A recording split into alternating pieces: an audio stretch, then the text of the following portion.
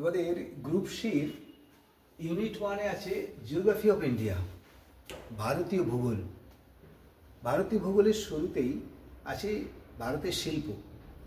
তোমাদের একটা কথা প্রথমেই বলে রাখি, শিল্প করতে গেলে তোমরা দেখবে এতগুলো শিল্প আছে, 5-6খানা শিল্প একসঙ্গে তো মনে রাখা মুশকিল। তা আমি চাইছি আজকের ক্লাসটা অত্যন্ত জরুরি যারা শিল্প করতে চাও। কেন না, যে উপাদানগুলো আমি আলোচনা করব এই উপাদানগুলো সব শিল্পের ক্ষেত্রেই আলোচনা করলেই হয়ে যাবে। একটু মন দিয়ে শুনে মাথায় নিয়ে নাও, শুধু সামান্য সময় লাগবে। যদি এটা নিতে পারো তাহলে বিশাল চ্যাপ্টার, মনে রাখতে পারবে না। শিল্প কাকে বলে? তা শিল্প হলো যে পদ্ধতি, এনে লিখে আমি ছোট্ট করে লিখে দিছি, যে পদ্ধতিকরণের মাধ্যমে কাঁচামাল বা কোনো বস্তুকে মানুষ তার শ্রম, বুদ্ধি এবং দক্ষতা দিয়ে যন্ত্রপাতির সাহায্যে রূপান্তরিত করে নিজেদের প্রয়োজনীয় সামগ্রী তৈরি করে, সেটাকেই বলা হচ্ছে শিল্প। একদম ওই কটা কথা মনে রাখতে হবে। হ্যাঁ, কাঁচামাল চিন্তা করো, বাজার থেকে কাঁচামাল নেওয়া হলো। এখানে আমরা কি দেখব না, বাজার থেকে কাঁচামাল নেওয়া হলো, কাঁচামাল নিয়ে এখানে পদ্ধতিকরণ করা হলো, বিভিন্নভাবে পদ্ধতিকরণ করা হলো, পদ্ধতিকরণের পরে বাজারে নিয়ে যাওয়া হলো। এই তো মোট শিল্পের কাজ। এই পদ্ধতিকরণটাই হচ্ছে শিল্প। এইটা মনে রাখবে যে কাঁচামাল সংগ্রহ হলো, তারপরে এখানে বিভিন্নভাবে এটাকে পদ্ধতিকরণ করা হলো, তারপরে বাজারে নিয়ে যাওয়া হলো বা সেখান থেকে বিভিন্ন বিক্রেতার কাছে দেওয়া হলো। এই তো সিস্টেমটা, এটাকেই বলে শিল্প। তা খুব গুরুত্বপূর্ণ জায়গাটা হলো যে শিল্প গড়ে ওঠার কারণ বা তার উপাদানগুলো কি। আমরা কোনো বইয়ে তোমরা দেখবে লেখা থাকে না জমি। আমি প্রথমেই দিয়েছি প্রাকৃতিক কারণের মধ্যে জমি। যে কোনো শিল্প করতে গেলে একটা স্থান নির্বাচন করতে হবে। আজকাল যদিও অনলাইনে ব্যবসা হচ্ছে, তাই অনলাইনে ব্যবসা করে ভাববে না, কেন একটা স্থান নির্বাচন করতে হবে। কোন শিল্পের ক্ষেত্রে কোন ভনথন থিওরি পরে যখন তোমরা অনার্সে পড়বে তখন এই কথাটা আসবেই যে কাঁচামালটা কোথায় আমরা ব্যবসা করব। সেই স্থান নির্বাচনটা বা জমি, ওইটা অত্যন্ত গুরুত্বপূর্ণ। প্রথমে ওটাই ভাবতে হয় যে কোথায় আমরা করব জমি, বা এটাকে আমরা বলতে পারি স্থান নির্বাচন। এটা মাথায় রাখতে হবে। পরেরটা হলো কাঁচামাল। আমরা শুধু লিখে দিলাম যে কাঁচামাল কত রকমের হয়, কত রকমের কাঁচামাল আছে। প্রথম আছে ওজন হ্রাসশীল কাঁচামাল। লোহা যতটা পাওয়া যায়, তালটা আমরা ভাবি লোহা কি তাল পাওয়া যাবে, তা তো না। লোহা থাকবে কি না পাথরের সঙ্গে থাকবে, সেটাকে ভেঙে তার থেকে কাঁচা লোহা বের করতে হবে, তাহলে তার থেকে বাদ যাবে। তাহলে এইটাকে বলে ওজন হ্রাসশীল কাঁচামাল হলো। তারপরে বলেছি যে তোমার ওজন বিশুদ্ধ কাঁচামাল। বিশুদ্ধ কাঁচামাল কোনটা? তুলো, পাট, এর 1 কেজিও বাদ যায় না, সবটাই কাজে লাগে, এই জন্য এটাকে বলে বিশুদ্ধ কাঁচামাল। তারপরে বলা হয়েছে যে পচনশীল কাঁচামাল।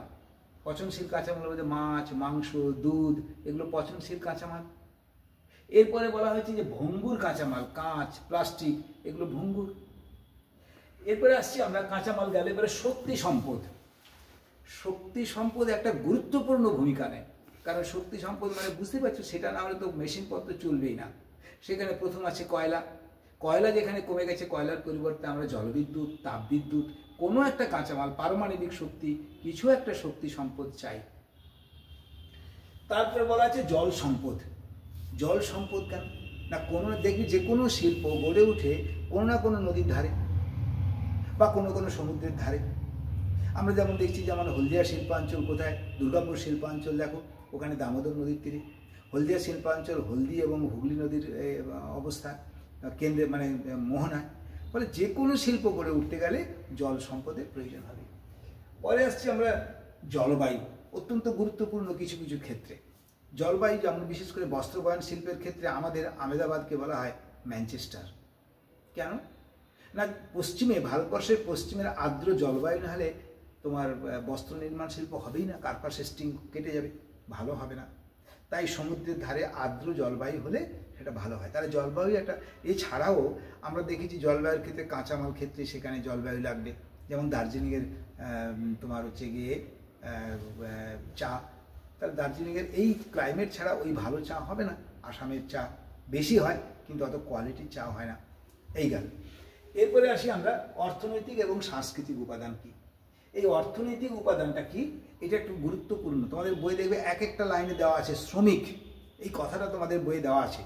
কিন্তু আমি বলবো শ্রমিক সবাই কি শিল্পের শ্রমিক?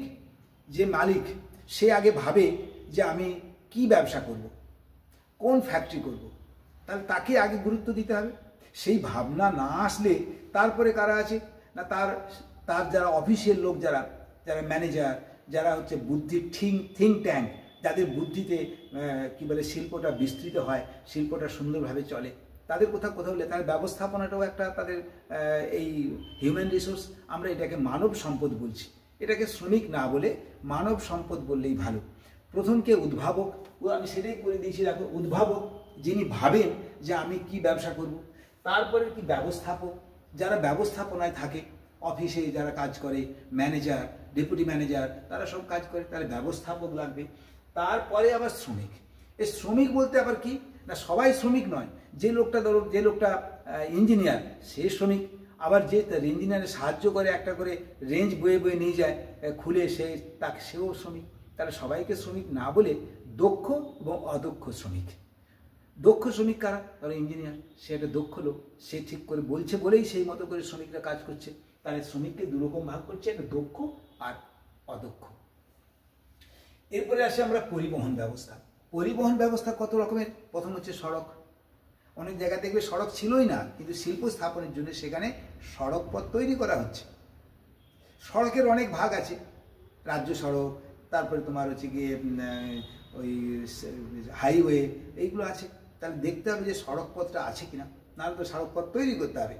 তারপর রেলপথ, দেখবে অনেক সময় শিল্প হচ্ছে সেখানে রেলপথও তৈরি হচ্ছে, নাহলে সেখান থেকে মাল যাবে কি করে? সড়ক পথে সবটা সম্ভব হয় না, তাহলে আবার রেলপথও চাই। রেলপথের সঙ্গে সঙ্গে সেখানে যদি আরও ভালো হয় যদি কোনো জাহাজ পথ থাকে অর্থাৎ সমুদ্র পথ থাকে, সেটাই আমরা বলছি জলপথ। তাহলে জলপথকে লাইফ লাইন বলা হয়। জলপথ হলে কী হবে, তাতে কম পয়সাতে আসবে। তাই অনেক দূর থেকে, ধরো অস্ট্রেলিয়া থেকে কোনো পণ্য আমাদের এখানে আসছে, তাহলে সে তো আর রেলপথে আসবে না, তাকে জলপথে আনতে হবে। সেই জন্য জলপথটা অত্যন্ত জরুরি। তারপরে আকাশপথ। আকাশপথ সব জায়গাতেই হতে পারে, কিন্তু যোগাযোগ না থাকলে তবু আকাশপথের একটা ব্যবস্থা সেখানে করতেই হয়। বোঝা গেল? এরপরে আমরা আসছি তাহলে মূলধন। এবার মূলধন আসছে, মূলধন তো লাগবেই। মূলধন কত রকমের? মূলধন আবার ভাগ আছে। একটা হচ্ছে আর্থ মূলধন, যেগুলো একবারে লিকুইড মানি, টাকা না হলে হবে না, অর্থ যেগুলো ব্যাংকে আছে সঙ্গে তুলে সেগুলো কাজে লাগাচ্ছি, আবার সেগুলোকে জমা দিচ্ছি, এটাকে আর্থ মূলধন বলে। আর একটা মূলধন কি? বাড়ি ঘর, জমি জায়গা কেনা, তার ঘর বাড়ি ফ্যাক্টরি তৈরি করা, এইগুলোকে বলে ভৌত মূলধন। মানে যে ক্যাপিটালটা তোলা যাবে না চট করে, বাড়ি ঘর করছি সেগুলো তো সঙ্গে, যেগুলো লিকুইড মানি বলি আমরা, সেগুলোই সঙ্গে সঙ্গে চক্রাকারে ঘুরতে থাকে। কিন্তু বাড়ি তৈরি এগুলো তো ওতে একসঙ্গে না, একটা ফিক্সড ক্যাপিটাল। অতএব মূলধন দু রকমের। এরপরে আসে আমরা চাহিদা। কোনো পণ্য আমরা বিক্রি করব, কোনো পণ্য আমরা তৈরি করব, সেটা যদি বিক্রি না হয় তাহলে সেটা কি করে হবে? তার চাহিদা আছে কিনা দেখতে হবে। এরকম বহু পণ্য ফ্যাক্টরি বন্ধ হয়ে গেছে চাহিদার অভাবে, বাজারের অভাবে। এরপরে হচ্ছে উন্নত প্রযুক্তি। খুব স্বাভাবিক, আমরা যে পণ্য তৈরি করতে কেউ হয়তো 10 টাকা খরচা করছে, কারোর সেখানে হয়তো 15 টাকা 20 টাকা খরচা আছে, 20 টাকা খরচা আছে। তাহলে উন্নত প্রযুক্তিও চেষ্টা করতে হবে, সেখানে ব্যবস্থা আছে কিনা, তারা করতে পারবে কিনা। এরপরে বাণিজ্য। বাণিজ্য মানে লেনদেন, একটা আভ্যন্তরীণ বাণিজ্য দেশের মধ্যে, আর একটা হচ্ছে আন্তর্জাতিক বাণিজ্য, এক দেশ থেকে অন্য দেশে নিয়ে যাওয়া। এরপরে আসি রাজনৈতিক উপাদান। এই রাজনৈতিক উপাদানটা এখন খুব জরুরি। অনেক ফ্যাক্টরি দেখবে এক একটা রাজ্য ছেড়ে চলে যাচ্ছে। অনেক ফ্যাক্টরি দেখবে এক রাজ্য থেকে ছেড়ে অন্য জায়গায় চলে, কেন না? সেখানে তার উপযুক্ত ব্যবস্থা নেই বলে, রাজনৈতিক সেখানে বিভিন্ন রকমের গণ্ডগোল হয় বলে এক একটা ফ্যাক্টরি তারা ছেড়ে দিয়ে অন্য জায়গায় চলে যাচ্ছে। বাবা দরকার নেই, এখানে আমার গণ্ডগোল করে লাভ নেই। তাহলে সরকারকে সেটা ভাবতে হবে যে এই রাজনৈতিক উপাদান, যে তার রাজনৈতিক স্থিতিশীলতা আছে কিনা। এরপর আছে সরকারি নীতি। সরকারি নীতি মানে কতটা ট্যাক্স নেবো, কতটা ছাড় দেবো, তাকে ঠিকমতো করে আমি জল দিতে পারবো কিনা, বা তাকে জলের কোনো সমস্যা আসলে আমরা সেগুলো সঠিকভাবে দিতে পারবো কিনা। আর তারপরে তার প্রদূষণ, মানে যে দূষণ হচ্ছে তার সেই কন্ট্রোল করতে পারে। এই সমস্তগুলো নির্ভর করে তবেই একটা ফ্যাক্টরি হয়।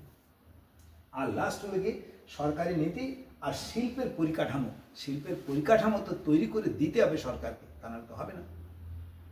এই পর্যন্ত তোমাদের থাকলো, পরে আমি শিল্প শুরু